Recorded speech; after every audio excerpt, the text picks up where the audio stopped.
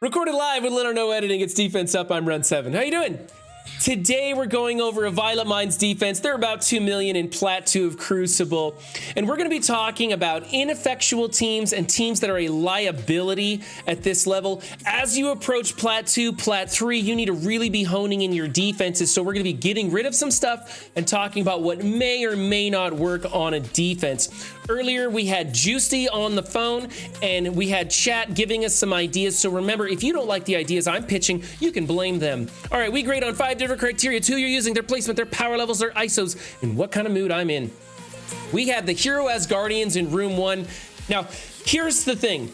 It's kind of two ways this could go. We have Heimdall really weak, and he might get clipped off on the counter that annihilates this team. The counter, which is Cloak and Dagger with Star-Lord feeding Dagger the energy. You put in OG Spider-Man to spread some defense downs, and then the team just explodes and annihilates. You put a Death Pool in there for the extra damage.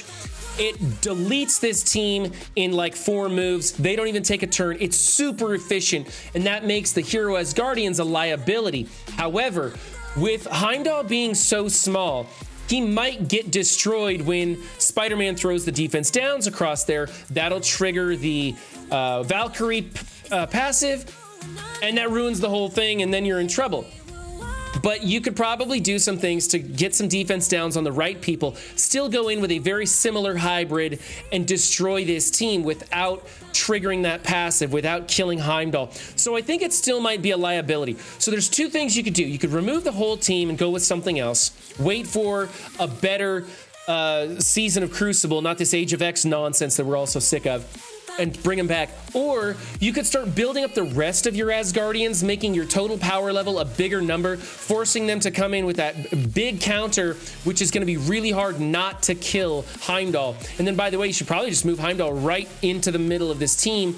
That way he hopefully takes damage, dies, and triggers that passive. So 2 ways to go. I think this is good enough at Plat 2, but as you move into Plat 3, you really got to fix it up. So I'm going to go with a B+ for this team and move on to team number 2. Here is an uncanny team. The biggest thing we don't like about this, the noticeable thing right off the bat, is that big magic without the associated investment in the rest of uncanny.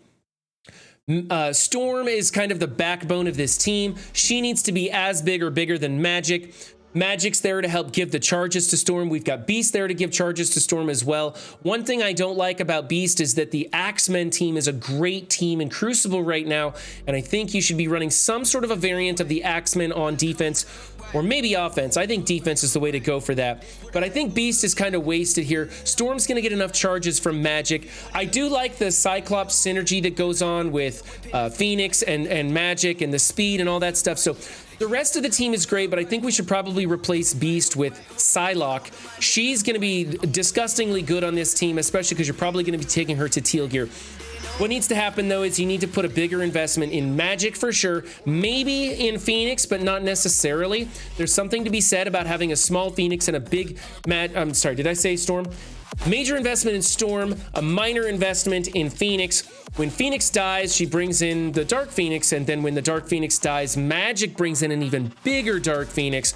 So there's something to be said about keeping your Phoenix a little bit smaller, but you could probably go a little bit bigger than Gear Tier 12. So all in all, this is just a bad investment of characters, and I don't like Beast in here. He adds some value, but he would be way better used on the X-Men team. That's why I'm giving this team a C-.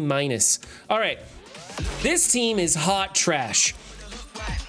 There's so many things that these pieces can do. We could be using Cloak and Dagger for that hybrid offense to go into Asgardians. We could be using Tangled Web in a variety of different combinations to be taking down some huge teams on defense. Doom could work well with any of these other people or other hybrids. There's an A-Force team you could be throwing Doom on to go into the Young Avengers. It's a very efficient way to kill them, even in Crucible. So the best thing to do here is take this team apart, use all the pieces for offense. There are some things you could do to save this, but what you've got going on here is like 2 or 3 teams all in one that aren't very effective, and it's a big waste. I don't like this. I'm going to give this team a D. It barely gets by. Over here, we've got the Unlimited X-Men. This is fantastic. I like the ISOs. The placement's fine. I personally like putting Gambit to the outside. A lot of people like him in the middle because he goes invisible, but I don't find a lot of chain attacks going into this, so I move him to the outside because he's a hot target and I don't want the splash damage coming off.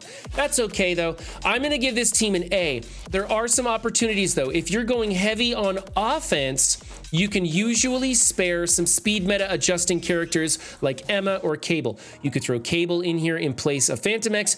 You could throw Emma in place of Dazzler, and I think that would work really well. Cable's a great replacement for Phantom X because you have Dazzler to still do a cleanse of sort, and if you're going to replace Dazzler, you want to do it with Emma so that Emma does the cleanse instead. That makes the team faster, and it makes them come into it with like a 4v3 kind of matchup, and it's really kind of tough. It's still totally beatable, but it limits their options. But honestly, a lot of people are going heavy turtle defense these days, and that means you throw in this big fat offense or big fat team as a whole, as a 5-piece, and you use those speed meta players on your offense for those different hybrids that you're going to be needing. So gets an A, and we'll move on to the next one. Here's the A-Force team with Punisher. Punisher is like a liability. He's so slow on this team. He's not doing anything. Yes, he adds there's some military synergy. There's some defender synergy, stuff like that. It's not enough. He's not good enough. It's a terrible choice. You could be using A-Force plus Surfer on a punch down, we suspect, against the Death Seed team. We know it works well in War, but we don't know if it works well in Crucible. But the biggest thing is that Spider-Woman and Nico are fantastic characters with fantastic kits, and they can be better utilized on offense or defense in some great hybrids. Or you could just take the A-Force plus Doom and go into the Young Avengers and get some really good mileage out of that team. So let's get rid of this. I don't like it as much. I think this is like a C-, D+ at best. It's really kind of junk. It doesn't impress me at all. However, the ISOs are pretty good. I'll give you that.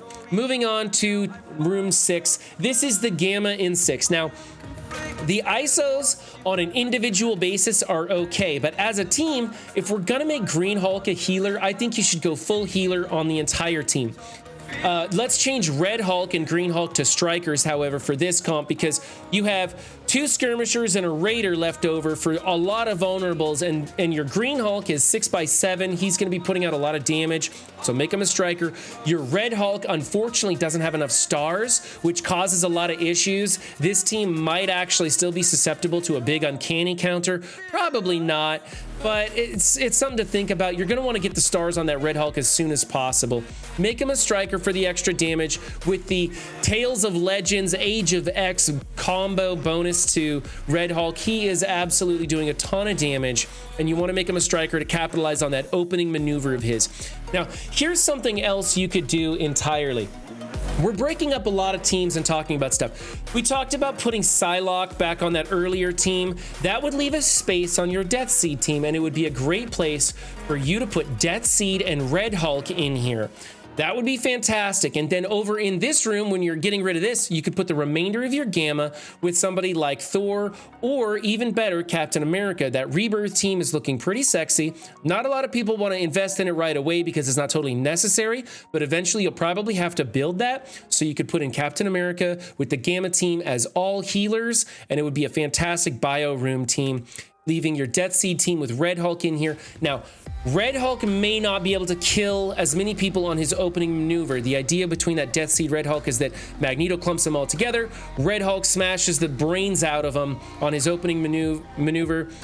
And with a 4x4, it might not get the job done, but it'd still be a fantastic defensive team to put in there. So I think that's what you should probably do. Jgiusti, I think, was saying that maybe going the strikers on the Hulks might be the way to go and leave it as is. But those are some options for you. So AVioletMind, I appreciate you sending in your defenses. This team as is going to get a B. I think it needs little tweaks on those. Remember, if you want your team featured on Defense Up, links will be in the description. Catch me on Discord, send me some pics, we'll get you in the list. I'm back in full effect doing these, having a great time. And remember, you can catch me Monday, Wednesday, and Friday mornings live on Twitch to be a part of the conversation, talking about these behind the scenes. Remember, guys, don't just have a good game, be good to yourselves and others too, and I'll see you next time. Bye.